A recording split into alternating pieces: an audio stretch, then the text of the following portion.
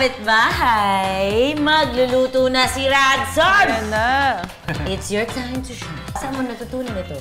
Ito actually sa lola ko. Pinapanood ko siyang magluto ng sinigang na salmon kasi. Tapos parang ginawan ko na siya ng sarili kong vibe. May twist ka! Lola mo sa mother side or sa mother side. Anong name ni Lola? Lola Josephine. Oh! Lola ko. Lola. Ay, talaga? Lola ko si Fina naman. Okay. Sabi na lola mo, Haida. Hay, matakot ka pag nag-hayon sa'yo, namatay na lola ko. Sa'yo lang, sabi niya. Nagpaparamdam yun. Magluto ka na nga. Okay! Ang mga sangkap para sa sinigang na salmon ni Radson: olive oil, sibuyas, bawang, kamatis, salmon belly, patis, tubig, tamarind paste, labanos, at iceberg lettuce. Ito, iceberg lettuce. Arte. Iceberg lettuce. Sabi niya, kangkong. Bakit ngayon ko lang narinig yung iceberg?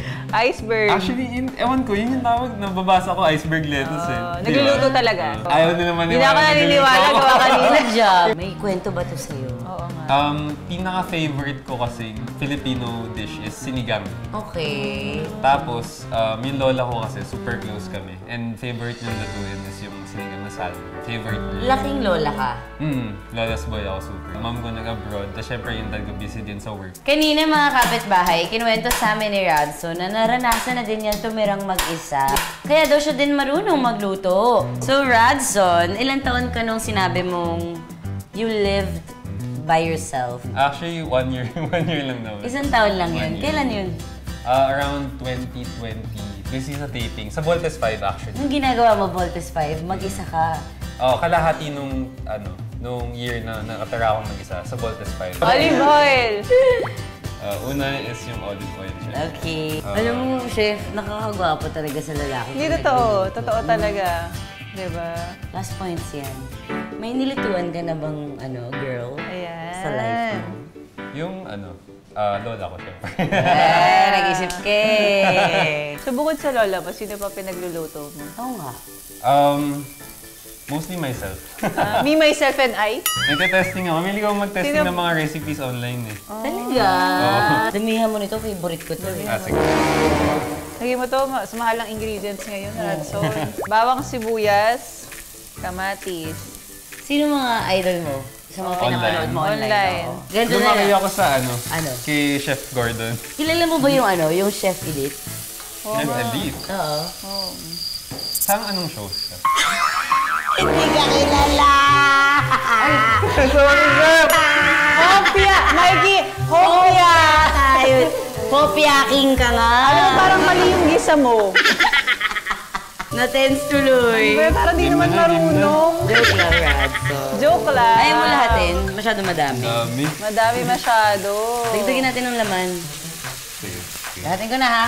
Natin mo na. Mayaman, may-ari ng gawa ng hopya. Dagdagan mo yun.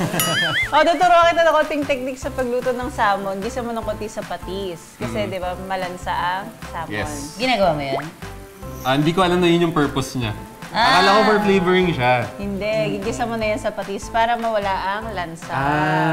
Kailangan nandun siya sa isda. Oo. Gisa mo muna ng konti. Ang dami ng fish. Don't be scared. Okay lang yan para halatang may-ari kayo ng factory ng Oo, hopya. pang mayaman tayo today. Olive oil lang.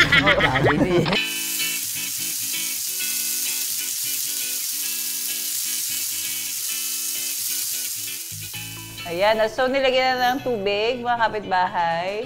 Usually yung pansukat ko dyan kung hanggang saan na yung fish eh. Or like yung meat. Actually, mga kapitbahay, mabilis lang maluto ang isda, salmon. So we don't overcook. So ang ginagawa mo dyan, pangkukuluin, tapos yung Yung tamarind paste. tamarind paste, kailan mo nilalagay?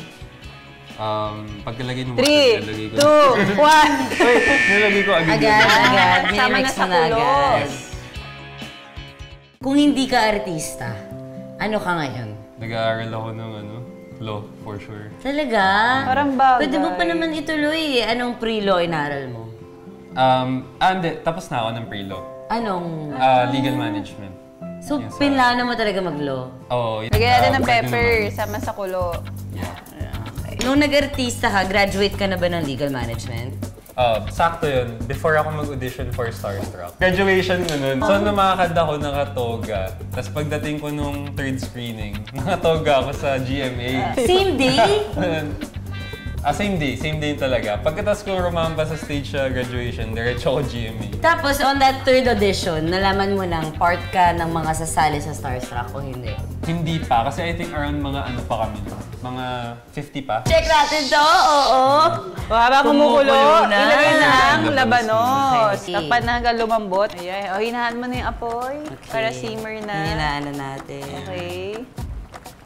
Uy, naaamoy ko yung asim. First time ko matatry ang sinigang na niluto sa tamarind paste. Alam mo, yung hinahanap ko kangkong sa ganyang sinigang. Bakit iceberg lettuce? Actually, sa lola ko yan nakuha. Kung mas malinamnam daw yung lettuce. Tapos, parang nagkaroon siya ng ano sa akin, yung placebo effect. Ito yung last one kasi masyado siyang mabilis magluto.